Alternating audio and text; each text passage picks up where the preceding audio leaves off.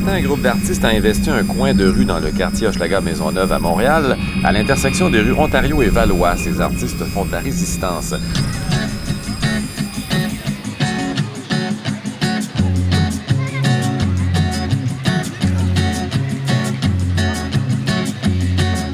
Solo voy con mi pena, sola va mi condena, correre mi destino. Moins que chez nous, Ouais. parce qu'ici, c'est un autre chez nous. C'est un lieu public. De la grande Babilón, me dicen el clandestino, por no llevar papel. Pa' una ciudad del norte yo me fui a trabajar. Mi vida la dejé entre Ceuta y Il y a là Gibraltar. 3 immeubles qui seront détruits dans quelques jours pour laisser place à de nouveaux logements, à des espaces commerciaux aussi et un petit parc. Et ces 3 immeubles sont depuis longtemps très importants pour la cohésion du quartier. Qui démolissent ça une belle place de même. Ouais. C'est vrai dans le fond, parce que même si il aurait démoli, il aurait pu remonter ça, faire quelque chose de beau pour le monde. Je trouve un peu désuet d'avoir à construire des bâtiments. Et pour ma part, il me semble que ce soit au niveau culturel, design, architecture, quoi que ce soit, les courants, les grands courants maintenant sont plutôt vers des événements éphémères, fluides, qui vont aller peu importe où. Pourquoi aller faire des structures lourdes? Mettre des condos non, je suis pas d'accord avec ça. Mon Dieu. T'es pas d'accord avec ça, hein? Non, Tu peux filmer, André. tant mieux. J'espère qu'ils ne peuvent pas filmer ta barouette. Souliers. Pourquoi vous êtes pas d'accord avec ça? Pourquoi je suis pas d'accord avec ça? C'est simple comme bonjour. Les bandes, ça fait longtemps qu'on demande des HLM. Puis qu'on a arrêté d'en construire. Et là, il faut absolument qu'on mette nos culottes et on se dise là maintenant, les deux bouts, que là, c'est les HLM que l'on veut.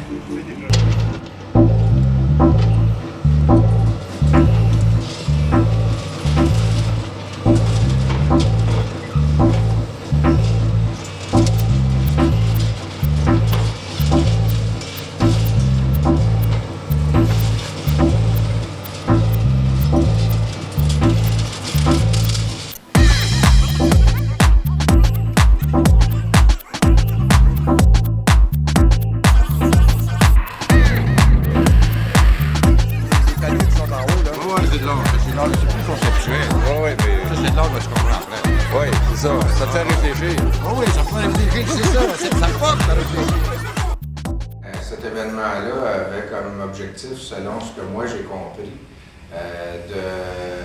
d'intervenir à un moment où il y a des transformations qui se produisent là, dans un quartier où la trame urbaine avait une espèce de trou dans son milieu et où est-ce qu'il y a des gens qui ont réfléchi à comment ce trou-là pourrait être réaménagé et contribuer au développement du milieu. Juste avant ça, Urbanité est venue nous inciter à réfléchir sur comment la transformation se faisait, quelles en étaient peut-être les conséquences et le poids que ça peut représenter socialement.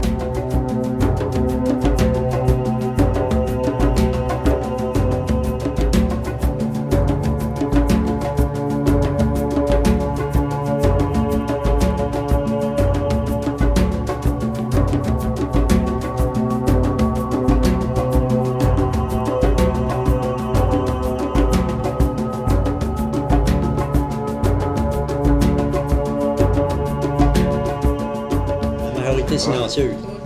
Oh, ouais, c'est ça. Ah oui. Puis, On a des idées, des très bonnes idées, mais on ne l'exprime pas. Ouais. Moi, je pense que les idées sont pipées d'avance. Les décisions sont déjà prises depuis des années. Puis on va subir. C'est les pauvres qui vont payer pour. Qui vont être dénigrés par les riches. Ils ont fait des logements, ça va être Par cher. les riches. Là, il n'y aura plus de logement, ça va être des condos. C'est ça. On va pousser comme des chiens. C'est ça qu'il y a. Puis ils vont cracher sur les pauvres, puis ils vont les dénigrer, puis les amoindrir. Les gens se défendent. Qu'est-ce qui va arriver? Ça va-tu être des cliniques privées, des écoles privées, puis des magasins que les gens n'auront pas portefeuille pour acheter? Ça va sûrement faire grimper plus les logements. Ben, c'est certain. Les propriétaires, comme sur le plateau.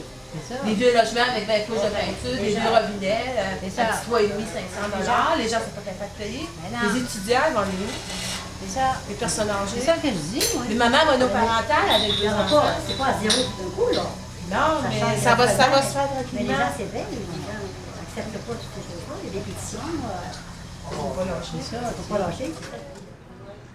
C'est pas correct d'enlever cette maison. C'est vieux, d'accord, mais l'amour qu'on a, cette affaire-là ici, là, ça va au-dessus, ça va faire un vide dans toute la vie.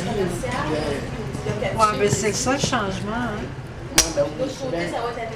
Mais s'ils font tout ça dans les changements, les autres, les vieux, là, qu'est-ce qu'on va faire là-dedans? Tu sais, qu'on vieillit tranquillement, là, puis qu'on a une place au moins pour s'amuser ou les manger. Ils ont-tu fait ça blanc, même chose qu'ici, le bar, même affaire. Pourquoi tu as mis des annonces de même? C'est pareil, le bar. C'est ce qui arrive, ils veulent démolir, puis ils gaspillent de l'argent pour peinturer, puis font faire toutes sortes d'affaires. Je comprends plus rien. Je ne sais pas de rien comprendre. Gilles, bonsoir. Oui, bonsoir. Alors, une question, pourquoi tout ce blanc? Ben, le blanc, c'est très symbolique et c'est aussi pour travailler autour de la notion de disparition, en fait. Les 3 immeubles, effectivement, vont être démolis d'ici quelques semaines. Donc, en faisant visuellement disparaître par le blanc ces 3 immeubles-là, c'était déjà une intervention qui m'apparaissait marquante, surtout pour vraiment révéler le développement du quartier et cette transformation-là importante quand même dans le quartier. Bien, un des éléments qui était le moteur du développement de la place Valois, au départ, c'était un projet qui avait une saveur uniquement touristique. Bon, dans le touristique, on peut rentrer des aspects culturels, mais ça n'a jamais véritablement enlevé cette partie-là qui était uniquement touristique. L'intégration du volet culturel en ciblant la pertinence d'avoir une maison de la culture en site propre dans notre quartier, ça a rassemblé beaucoup de monde du milieu. Concernant la Maison de la Culture, ça n'a pas été un prétexte pour construire une place publique ou des condominiums. C'est une véritable revendication. Et l'argent n'est pas là, mais l'argent n'est pas là pour un tas d'autres choses à Montréal. Et je trouve ça intéressant, c'est que l'architecture, peut-être son rôle premier, c'est de mettre en scène l'espace public. Donc c'est ce que nous avons tenté de faire dans un premier lieu. Maintenant, ce que vous mentionnez dans l'architecture capable d'être en mutation permanente pour s'habiller de différentes peaux, ça c'est un problème de l'architecte en tant que tel. Peut-être il y en aura ici d'ailleurs à la place de la Maison de la Culture, un bâtiment comme vous dites. Mais le rôle premier, c'est de vraiment cerner l'espace public. L'espace public pour permettre les possibles entre les gens, pour permettre l'hybridation, les mutations, les contagions, les contaminations. Il y a un tas de mots en ce moment qui circulent. André, il fait partie de la peinture. Ah oui! Et là, lui, il était tout en noir, là, ça en vient tout blanc. C'est l'œuvre complète, là. Mais là, c'est toute l'affaire, là. Juste en bas de chez moi, sur la rue Mont-Royal, il y a un petit gars, il a pas de bicycle. Mais il y a une mère, mais c'est pas sa mère. Puis son père, c'est un alcoolique, c'est classique. Des fois, il y a l'autre mère qui est pas plus sa mère. Elle vient le chercher, ça fait du bruit. D'ailleurs, le bruit, c'est toute sa vie. À part la folie, waouh, waouh, waouh, dédé, dédé, dédé, dédé. Dis-moi comment tu fais pour endurer tout ça. Dis-moi qu'est-ce que je peux faire pour devenir en aide. Chasser les démons qui rentrent dans ta tête. Hey!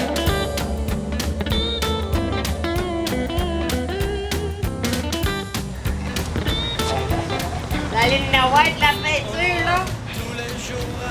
Et là, c'est ça, hein, c'est tel quel.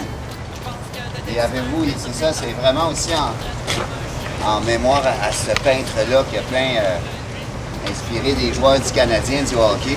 Ouais. Il avait organisé déjà une chose comme ça, il est décédé aujourd'hui, c'est un grand peintre québécois. Ouais. Serge Lemoine. Fait que c'est un peu ça, puis en même temps, le blanc de La place. C'est ça. Aussi un clin d'œil à tous ces gens, ces petits culs qui ont joué au hockey bottine dans le coin.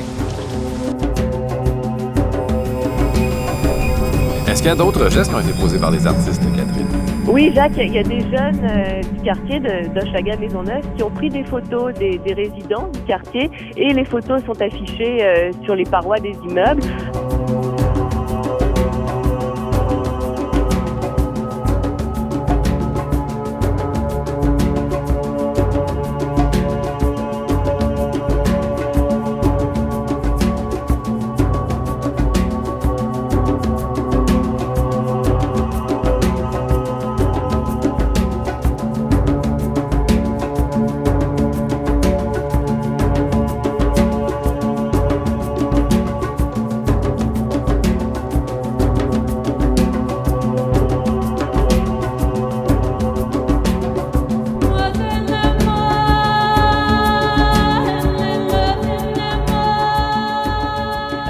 Il y a le sculpteur Armand Vaillancourt qui a installé une photo de la joute, cette œuvre de Riopelle. Alors il a installé cette photo, cet agrandissement, dans une vitrine des locaux de la députée Louise Arel. Et Armand Vaillancourt vient d'arriver, il est juste en face de moi. Alors Monsieur Vaillancourt, c'est un acte assez symbolique, ça, d'exposer une photo de la joute. On est tout à fait en désaccord avec l'idée des responsables, des politiciens, tout ça, de voler cette sculpture-là qui appartient au stade olympique, qui a été la symbolique, donc Riopelle a voulu l'apporter, et de la prendre sans consulter les gens et contre les gens des quartiers ici, environnement, de tout l'est de Montréal. Il y a une coalition qui est très forte, qui est organisée depuis le printemps, dont j'ai fait partie depuis le début, dont M. Cable est un des porte-parole principaux de la coalition. Alors, moi, je trouve que c'est impensable, puis c'est ridicule aussi qu'on prenne une œuvre qui a appartenu à un quartier et qu'on l'arrache là pour ramener ça dans un autre quartier, celui de l'Ouest, qui est beaucoup plus riche aussi, et donc pour que la bourgeoisie en plus en empare, et que les musées soient d'accord avec ça, que des politiciens soient d'accord avec ça. Je trouve qu'il devrait laisser place aux artistes, à nous les artistes, et puis le public décider d'une façon, par exemple, assidue, qu'est-ce qu'on veut et qu'est-ce qu'on veut pas. Alors, la démocratie n'existe pas tellement. C'est toujours le pouvoir, ceux qui ont le poids financier ou le poids politique, ce sont eux qui arrachent ces libertés-là petit à petit. Et dans ce sens-là, moi, je m'oppose vivement. Et là, ce matin, je vois ça, et puis, franchement, ça me fait mal au cœur. C'est ça que ça me fait. Ça me fait mal au cœur. Avec raison. Et puis, c'est pas parce que, je veux dire, c'est pas une question de droit outrancier ou quoi que ce soit, c'est simplement que de placer une œuvre d'art dans un endroit particulier, il n'y a pas d'autres pays, je pense, où les gens font ça, de placer une œuvre d'art. Normalement, elle est placée là, il y avait une raison à l'époque de la placer là. Maintenant, il y a des places ce matin pour l'envoyer dans le quartier, supposément, où il y aurait plus de gens pour la voir. Peut-être, mais un débat, des explications. Et en même temps, on nous dit qu'il va y avoir éventuellement un comité de remplacement. Quel artiste va devoir être placé ici, entre vous et moi, s'ils ne sont pas capables de mettre cette sculpture-là en valeur? Dans les différentes thématiques urbanité a amené comme réflexion sur la place publique, il y a toute la notion dans la transformation des milieux de vie, est-ce qu'il va rester de la place pour les gens qui étaient là à l'origine? Est-ce que les gens peu fortunés du quartier ne sont pas à risque d'être chassés par des initiatives ou est-ce que le développement économique primerait au-delà de tout?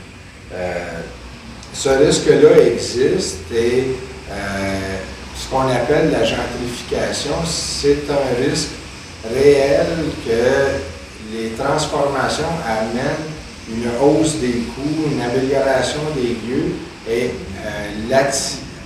attire une nouvelle clientèle, des nouveaux demandeurs et que ça ait pour effet pervers de hausser les coûts pour les gens qui n'ont pas les moyens et de possiblement les chasser. Le petit quartier des pauvres. Ah oui? Oui, on appelle ça de même. Oui. C'est le quartier des pauvres. Ah oui. Le quartier des riches, c'est en haut. Ouais. C'est le quartier des pauvres, ça. C'est le quartier le plus pauvre au Canada, ici. Ah ouais, ben, je veux pas en mettre dans mon quartier. Moi non plus. Je l'habite, moi. Bah, j'aime ça. Moi aussi. Oh, il s'est passé bien des affaires ici. Ah oui? Ah ouais. Moi, ça fait 25 ans que je viens de déjeuner ici. C'est correct, non? Ah oui? C'est beau. Ça va aller, ça fait beaucoup de tirer. À chaque propriétaire, je venais parce que ça me rappelait. Anciennement, il y avait l'antenne de Bois-Joli qui était là. Ils ont mis dans le ciment. Là. Moi, j'étais ici dans le temps de la cabane, ici, là, c'est pas d'hier. Oui, comme j'ai dit, j'ai resté 20 ans sur l'espérance. Ah ouais? Oui, après mon haut. J'avais 13 ans, 14 ans, je passais ici. Ça existait, puis le garage existait. Hey, il y avait, là, sais-tu quoi? Quand le train passait, là, il y avait des clients, là, le propriétaire du restaurant ici, qui payait le café au monde qui était dans le restaurant oui, quand la train passait. C'est vrai, oui, c'est vrai.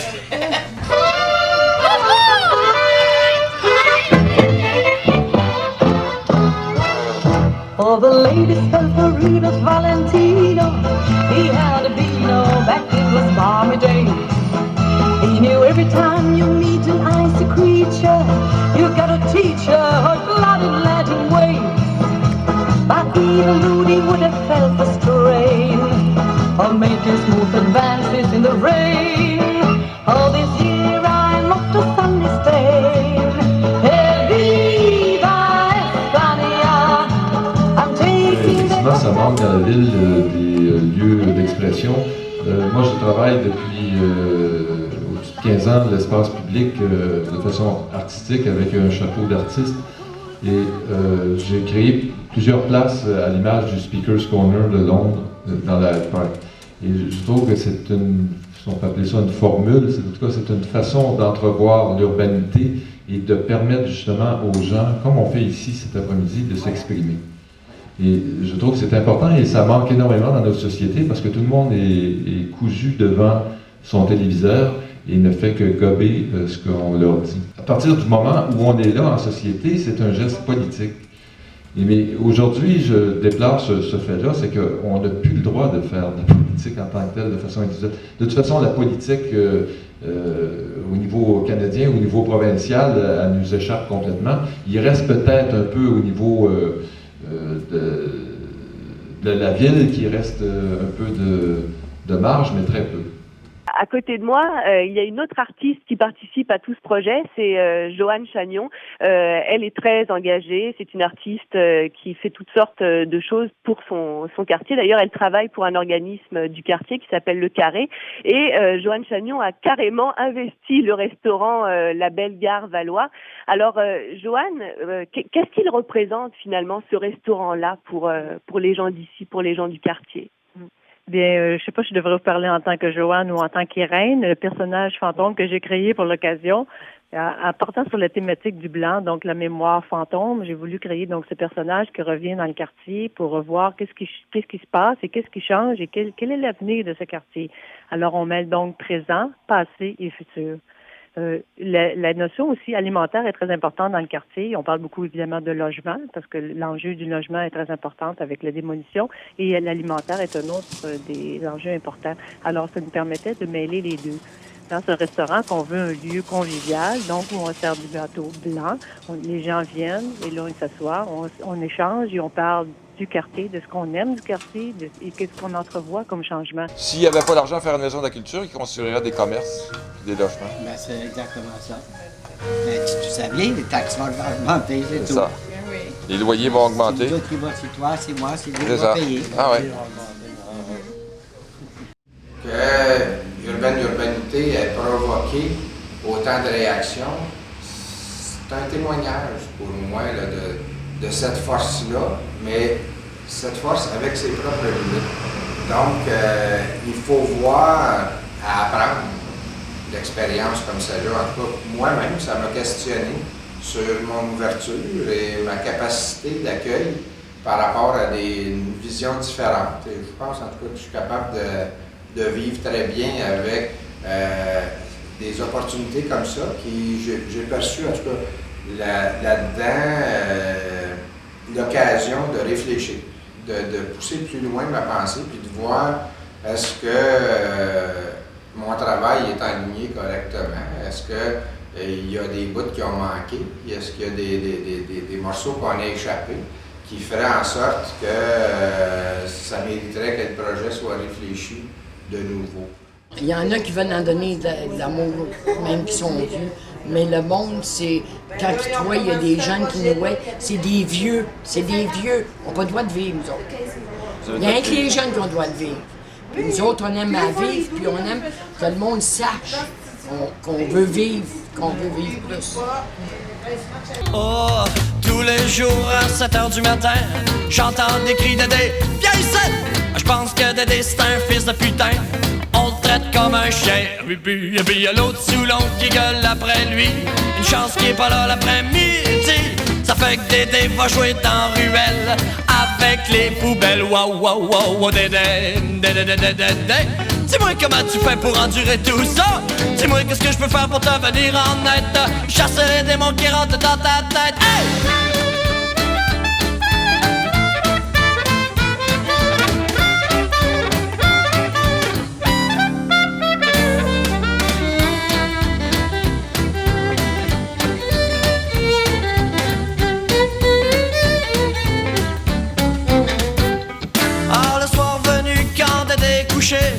Le bruit est parti et vit sa vie.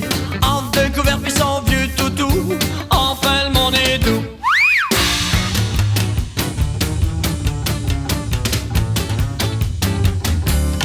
Un de rêve à l'autre, il patine et s'amuse. Il danse et rit avec ses chums. Il vole au-dessus de la ville avec les éléphants. Enfin y a du fun.